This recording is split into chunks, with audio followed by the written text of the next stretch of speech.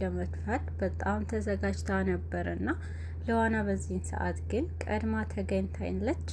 ሉዋና የደፋችባት አሲድ መስሏት ሚራ በጣም ስትደሳሰትና አሁን ላይ በቃ ማንም አያይሽም አንቺ የኔ መሆነ ነገር ልታይ አትችም በማለት ነበረ ደስተኛ ስትሆን የቆየችው።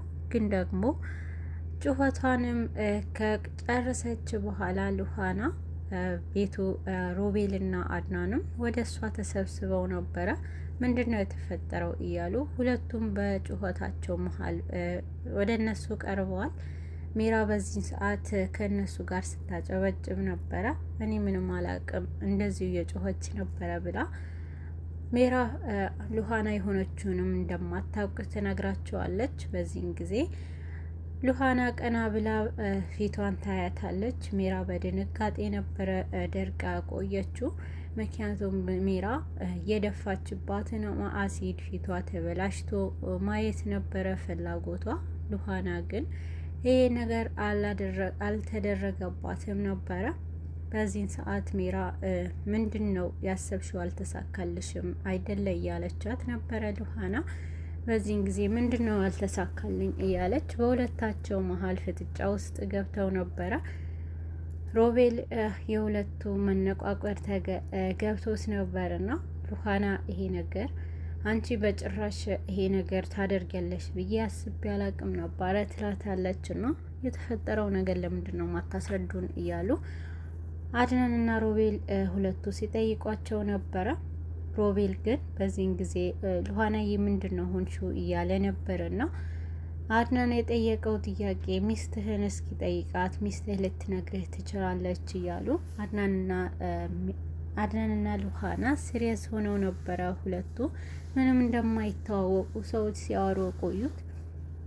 አሁን ላይ አንድ ጫፍ ነገር ነግራቸዋለች፣ ታመልጣለች ማለት ነው። በዚህን ሰዓት አሲድ የሚለውን ቃል ከተጠቀመች በኋላ ሉዋና ከነሱ ወጥታ ወደ ክፍሏ ሄዳለች። በዚህን ሰዓት ሮቤል ይህንን የተናገረችው ቃላት ከንክኖት ነበርና ሚራንም በጣም ሲጠይቃት ነበረ። አንተ ምን አገባክ? ይሄ ነገር ላንተ አያገባህም እያለችው ነበርና ይበልጥ ደግሞ ከሉዋና ማጣራት ፈልጎ ነበረ። ወደ ሉዋና ከሄደ በኋላ በሉዋና ብዙ ነገር መስማት ፈልጎ ነበርና ሉዋና ማንም እርዳታ አያስፈልገኝም ራሴ ጨርሰዋለሁ ሁሉንም ነገር እያለችው ነበርና ግን እኮ ከጎንሽ ሆኜ አንቺንም መደገፍና መርዳት ፈልጋለሁ እያለ ነበረ ሮቤል የተነጋገራቸው ንግግሮች ሉዋና አሁን ላይ ጊዜው ሲደርስ ወይንም ሰው ባስፈለገኝ ሰዓት እኔ ጠይቀሃለሁ እያለችው ነበርና ሉዋና አሁን ላይ ፊት ላለማንሳት እየሞከረች ነበረ ሮቤል። ይሄ ነገር ደግሞ ሉዋና ያደረገቻት ነገር አለ። ሚራና ሉዋና መሀል የተፈጠረ ከባድ ችግር አለ በማለት ሮቤልም አምኖ ነበርና ወደ ሚራ ሄዶ ሚራንም ብዙ ጊዜ ጠይቃት ነበረ። ሚራ ምንም እንዳላደረገች ተናግራለች። የሉዋናና የሚራ ፍጥጫ ቀጥሏል። ያደረገቻትንም ነገር ይሄ ነገር ይቅርታ አድርግልኝ ብላ ሚራ ጠይቃት ነበርና ግን ደግሞ ይቅርታ እንድታደርግላት ወደ ክፍሏ መሄድ እንዳለባት ነበረ ሉዋና ለሚራ ነገረቻት። ሚራ በዚህ ሰዓት ይህንን ነገር በጭራሽ ታደርጋለች ብላ ምንም ነገር አታደርገኝም። ሚራ አሁን ላይ ሉዋና በጭራሽ እኔን አትጎዳኝም እያለች ነበረ ሚራ።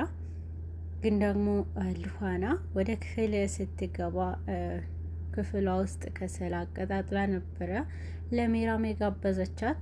ግን ይህንን ሁለቱ ወሬ ሲያወሩ አሲድ እንደደፋችባት ልትደፋባት እንዳሰበችና ይሄ ነገር ደግሞ የተፈጠረው ሁሉ ሮቤል ሰምቶ ነበረ አረጋግጦ ነበረና ወደ አድናን አምርቶ አድናን ጋር ሁሉም ነገር ነግሮታል። አድናን ግን በዚህ ሰዓት የሮቤልንም ወሬ ውሸት በጭራሽ እንደማይሰማ ነበረ ሮቤልንም ያስጠነቀቀው።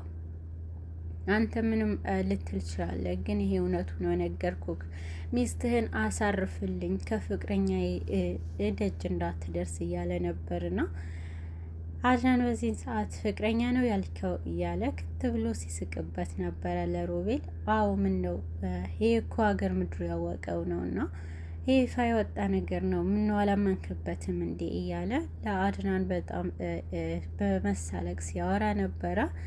ሮቤል ያተናገራቸው ቃላቶች ምንም እንዳልመሰሉት ተናግሮታል አድናንም። ሮቤል ግን አሁን እኔ የምፈልገው ከሉሃናዬ አይኗ እንድታነሳ ነው፣ ሚስትህን ጠበቃ አድርገህ ያዝልኝ ብሎታል። አድናን ግን ሚስቱ እኮ ከባሏ ይልቅ ለውሽማዋ ቅርብ ናት እያለ ነበርና ላንተስ ምን ነው አንተን ትሰማሃለች እኮ አንተ አታናግራትም እንዴ እያለ አድናንም ሲጠይቀው ነበረ።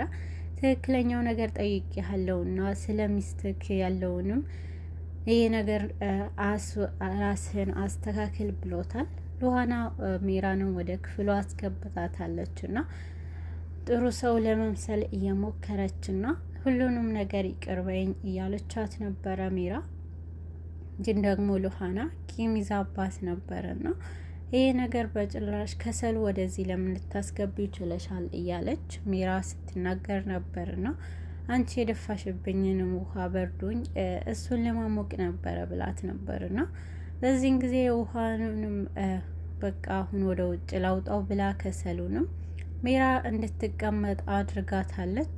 ከሰሉንም ለማውጣት ሞክራ ግን ደግሞ በርበሬ እሳቱ ላይ ሚጥሚጣ አድርጋበት በሩ ዘግታ ትወጣለች። ሜራ በዚህን ጊዜ በጣም ተጎታለች እና በጣም በጭንቀት ገብታ በሩንም እንዲከፈትላት ስትለምን ነበረ። ሉሃና አሁን ላይ ከባድ የሆነ ስህተት ሰርታለች ማለት ነው።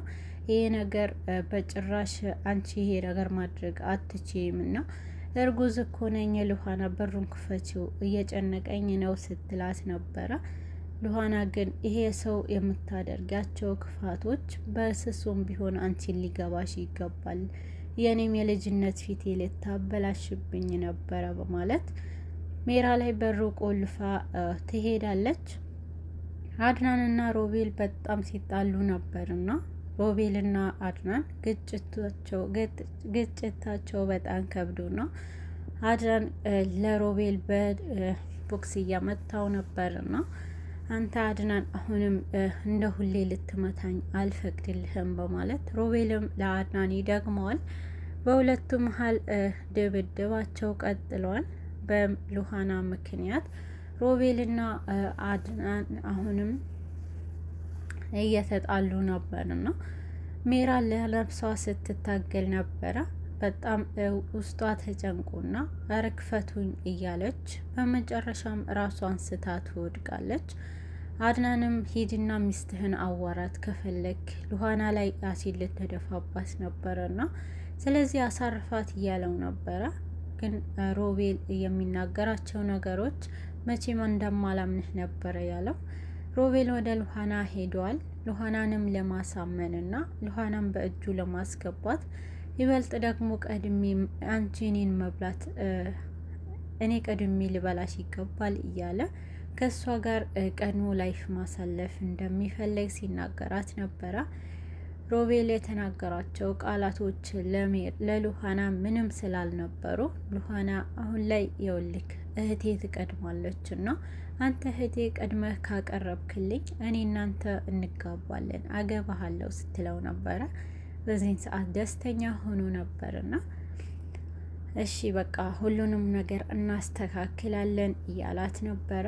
ሉሃና በዚህን ሰዓት የተናገረችው ነገር በጭራሽ አትሰማም እያለ ንዴት ውስጥ አስገብቶታል።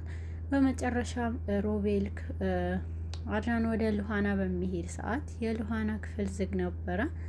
ቁልፉ ከላዩ ስለነበረ አድናን ከፍቶ ሲገባ ግን ሜራ ተዘርራ ነበረ። የሜራ አሁን ላይ እዛ ሉሃና ያደረገችባትንም ነገር የሜራንም ልጅ እንዲወርድ አድርጓታል። አድናንና ሉሃና በዚህ ምክንያት ልጅ ምንም እንዳይሆን ጸልይ ሲላት ነበረ። ሉሃና ግን በሰራችው ስህተት ምክንያት የሜራ ልጅ አሁን ላይ ሜራ ደም እየፈሰሳት ነበርና አድናን በጣም ተጨንቁና በጣም ሉሃና ላይ ከባድ የሆነ ጸብ ውስጥ ገብተዋል።